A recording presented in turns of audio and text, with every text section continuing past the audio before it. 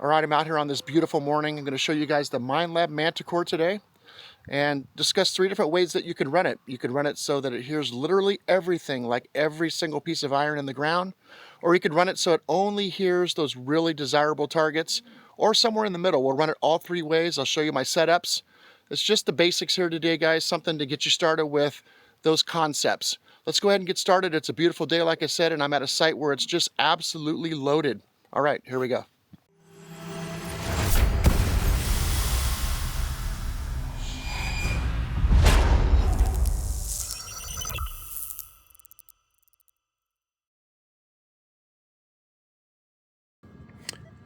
All right, we're going to start off by showing you the setup for the really quiet machine. This is where only things that can punch through to discrimination are going to be heard. So we're going to be in all-terrain general. We're going to have noise cancel. We'll set that real quick and hold it up at waist height. Hold this button in. Watch that number on the right. When you get the same number twice in a row, you can let go.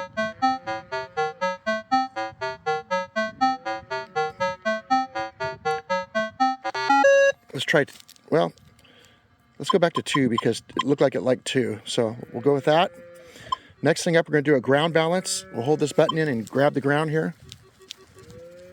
Wow, it's really close. That's good, 34 on that. Recovery speed, we're going to leave it at 6 today because we're going to be in the heavy iron, so 6 or 7 would be appropriate. 5 is on the lower end, but we'll go with 6. All right, then we'll go up to the discrimination pattern. We're going to run a custom discrimination pattern. And you can see that there's a little bit on the left over here that I blanked out. I don't know if you can see that on the screen there, but I blanked out a little bit right on the left edge. And we're going to run 11 and 5 for our limits. Very aggressive. And we're going to be in one region, all tones, normal audio theme, and that's it. So we're off and running. I got my sensitivity at 20. Let's go ahead and run the machine a little bit like this with the screen shut and listen and see what can pop through. And we'll notice that the machine's pretty quiet in the iron. All right, just to illustrate this test, we're going to go ahead and open the screen up, and I turn the iron volume back up to 10 just for a minute so you can kind of hear what this area sounds like right here and what we're swinging over.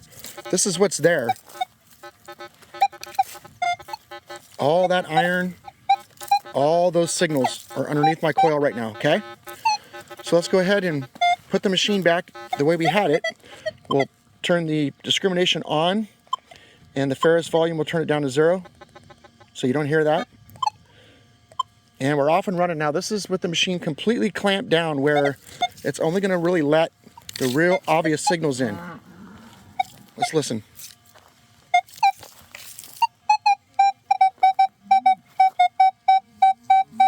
Here's a good signal.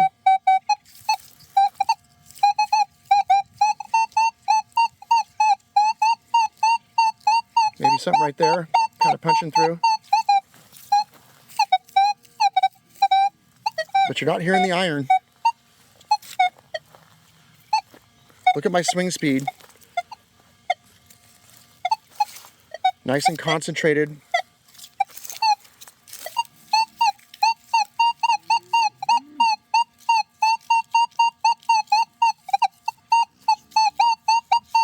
Little signal down there.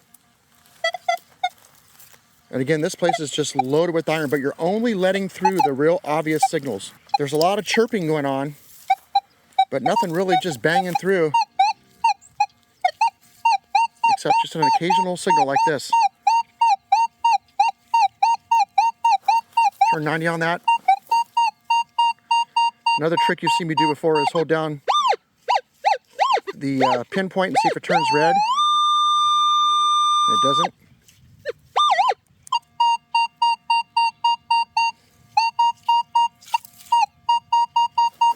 Nice and tight little signal right there. Variation on the VDI. So again, you can hear that quite a bit is coming through, but it's mostly just chirps. You're waiting for those bangers. And this is the way some people prefer to hunt. You'll notice also there's no threshold right now. Threshold can be ear fatigue for some people. I hear a lot of complaints about threshold. No threshold, just the machine telling you what it's hearing underneath the coil and ignoring all the iron. All right, let's go ahead and try the second method now, where we're going to have a threshold. We're going to be a little less aggressive with our pattern, our discrimination pattern, and we're going to have a little bit of iron audio coming through. So let's go ahead and set that up real quick, and that'll be the next middle setting, if you will. All right, let's go ahead and set the machine up now for the middle setting, which is kind of something in between what we just had, where it was discriminating quite a bit and we weren't hearing very much. And then, you know, to the other end of the spectrum, which would be where you hear literally everything. This is kind of in the middle a little bit. So we're still going to be in all-terrain general, and we're still going to be recovery speed 6. On the pattern here, I went in and removed that left edge over there that we had blacked out. And here I put the limits to 10 and 4. And let's see. For audio, normal audio, I'm going to take the threshold now and raise the level up so you're starting to hear it. And the pitch I like is 8. So now we have a little bit of a threshold going on too. Let's see how the machine sounds and runs like this. A little more information coming in.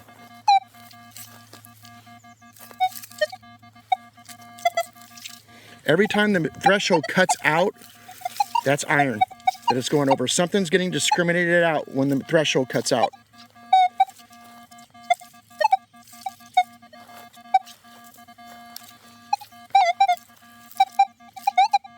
So a lot of audio coming in right now.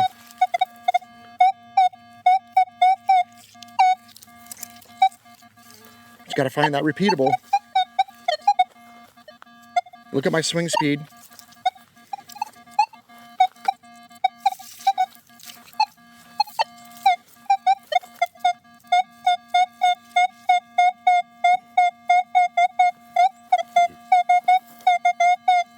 Hear that pop, pop, pop, pop, pop, pop? That means it's right on top. It's right under the coil. So when you hear that little pop, pop, pop, it's something right under the coil, shallow. Okay, so there's a good example of how this is going to sound on this setting. And now we're going to crank this thing up and hear literally everything. Let's go ahead and take a look at the settings on that real quick. So to get started, let's go down to the bottom here. We're going to change it to all-terrain fast. So that's what we're going to do. I have to do a new noise cancel because I'm changing programs. I'm going to hold that up.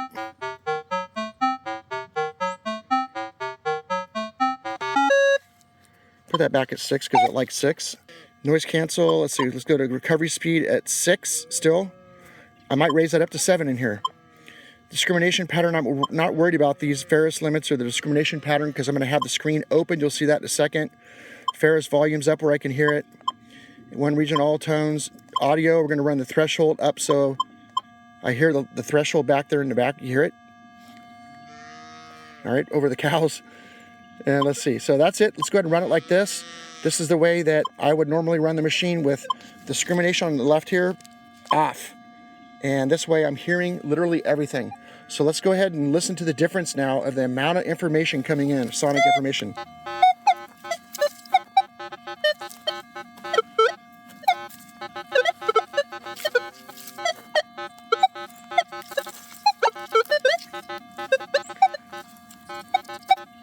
I mean, everything under the coil is reporting. You hear that? Hear that? All that real quick stuff, that's because your recovery speed is up high. And the machine is so fast right now, the processor's so fast at hearing each individual piece that's why you're hearing those little machine gun sounds like that. If you had your recovery speed down low, you may not hear the pop, pop, pop. You might just hear 1 or 2 reports over an area where there's 5 items. But we got that thing cranked up to 7.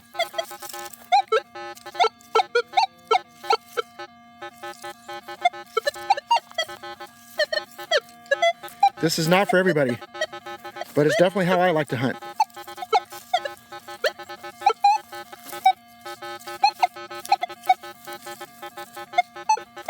The advantage of this is if there's a coin right next to, underneath, or on top nails, you know, there's a chance that I'll hear something, some kind of a clue in this mode when I swing over that coin. And it'll get me to investigate something that I might not have heard with discrimination up higher, if you know what I mean. So that's the advantage. Disadvantage is wow, how long can you listen to all this? I'm used to it. But that's the purpose of this whole video today, is to show you that there's differences in the way we can run the machines. You don't have to hear all this stuff like I do. And this applies to the entire lineup of Minelab products, current lineup of Minelab metal detectors. They can all be set up in these 3 ways.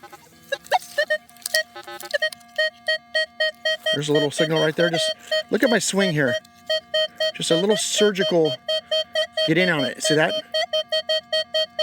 It's right there. Let's pinpoint that. I'll leave pinpoint on. Park over it for a second. If the numbers turn red, then I get a little suspicious. But this looks good on the line. All right, let's keep going.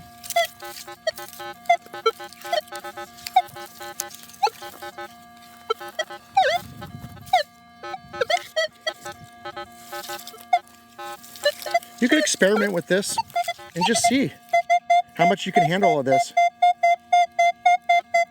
It's all about that little wiggle there. See that? Keep looking. A lot of cool things have been found at this site. There was an old saloon here in the 1880s, 70s. There's a lot of cool things that came out of here. All right, so I got a pretty good signal right here. Nice high conductor.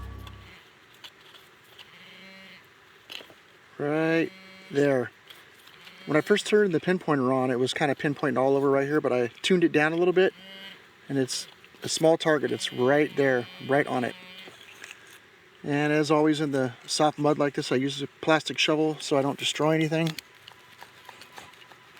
I don't think it's very deep, so we'll go down a few inches and pop it up. Oh, there it is. You got first look at it right there. What is that?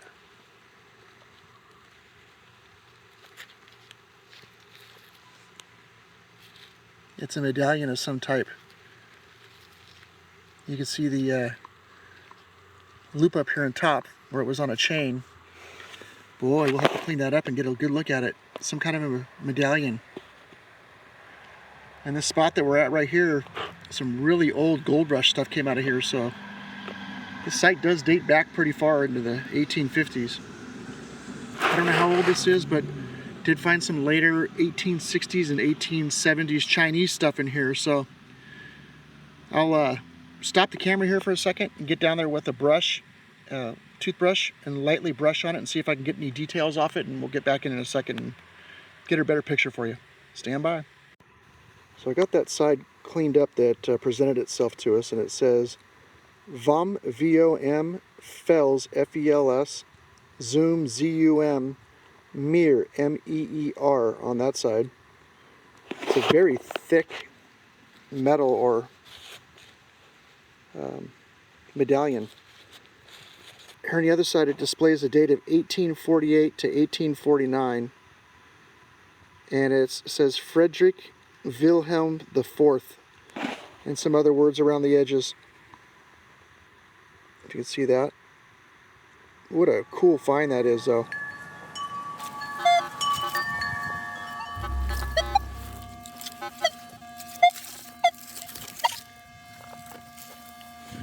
And while I'm detecting here, I'll show you some of my neighbors. These are my buddies over here watching me detect. They're right here in front of me. And they're very patient and tolerant of me. Swinging right next to their water trough over there. Good fun.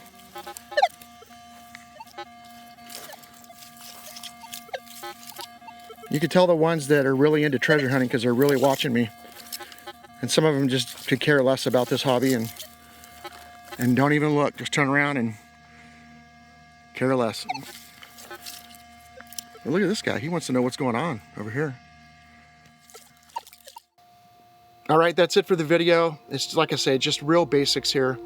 It's something that's applicable to all of the current Minelab products like the X-Terra Pro, X-Terra Elite, the Equinox series, or even the Manticore. Any of those can be set up in one of these 3 different ways where you're hearing just the basics, the minimum, or you can have that thing wide open and hear everything. So what I'm gonna go ahead and do now is just shut the video camera off for a little bit and hunt and dig some targets, try my luck out here a little bit. It's a beautiful day, and I'll go ahead and check back in if I get anything really cool to add to this video.